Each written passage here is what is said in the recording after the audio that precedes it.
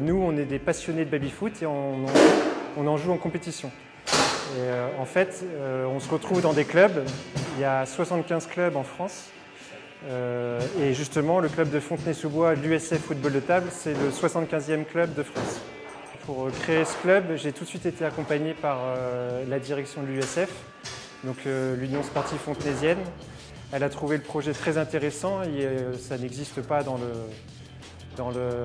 coin, ça n'existe pas dans le Val-de-Marne. Moi, je viens jouer donc avec mon mari pour partager la passion avec des joueurs et des amis en fait. Voilà. Le club il vient tout juste d'ouvrir et on compte déjà une quinzaine d'adhérents. Donc c'est très encourageant.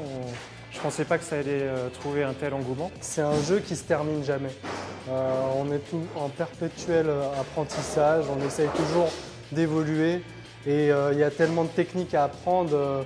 Quand on est arrivé à Z, on a oublié A, donc il faut revenir au début, retravailler ses bases. Le club il est ouvert à tout le monde, de 10 à 77 ans, aux garçons comme aux filles. N'hésitez pas à venir découvrir le baby-foot et le football de table.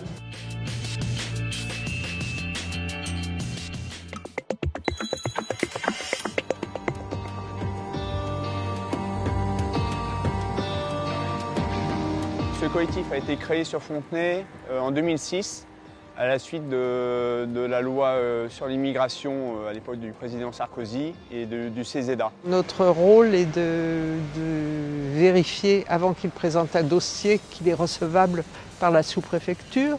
Moi, comme j'ai du temps, je les accompagne souvent à la sous-préfecture parce que les personnes sont mieux reçues lorsqu'elles sont accompagnées.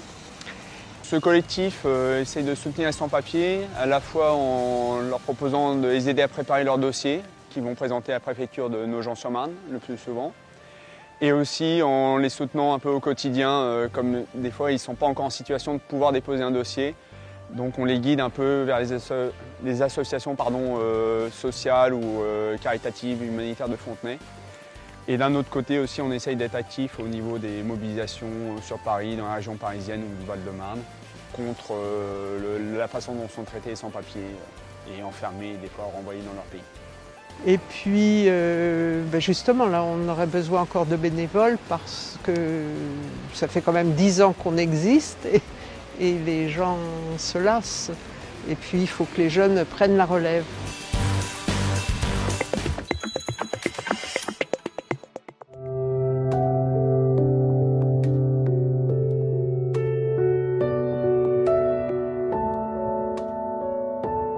Je suis Christophe Fazot, je suis artiste peintre. Je travaille sur la condition humaine, je suis un peintre plutôt figuratif.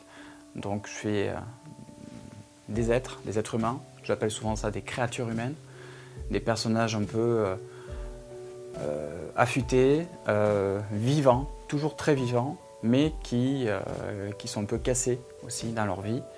Et j'essaye de les faire rester debout. J'expose à Arcité cette année, en 2016, mais c'est la 8e fois que j'expose à Arcité.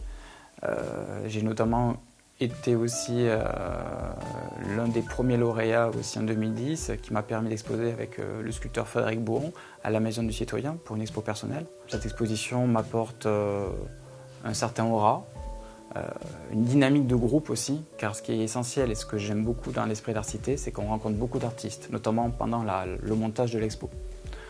J'ai énormément rencontré de gens et c'est ça qui est très riche. Moi j'ai eu beaucoup de contacts, des propositions d'exposition. En fait, oui, Arcité permet d'avoir une bonne visibilité. Dans le milieu artistique, elle commence de plus en plus à être connue, les galeries en parlent. Les galeries se posent des questions sur Arcité et c'est vrai qu'énormément d'artistes sont passés, de gros noms aussi. Donc ça permet aussi aux gens moins connus d'avoir une meilleure visibilité et d'être vus, voilà, tout simplement. Ça, c'est un travail tout récent qui sera présenté pour la première fois à Arcité. En général, j'essaie d'exposer à chaque fois des choses nouvelles sur les éditions d'Arcité. J'essaie toujours de me mettre un peu en danger, de me renouveler sans arrêt, tout en ayant mon écriture et mon style. Mais cette année, ça a 3 mois. Vous voyez, donc c'est tout neuf, c'est tout frais, peinture, papier, et c'est ce qui sera exposé. Alors, je vais présenter cette toile lors de l'exposition Arcité. Elle s'appelle Les Vivants.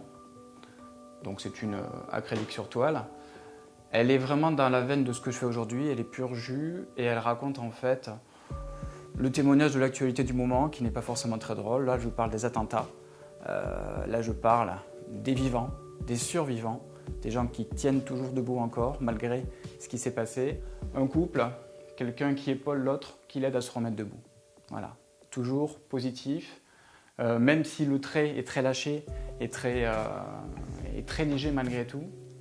Je suis dans la couleur, je reste vraiment fidèle à mes propos et je revendique.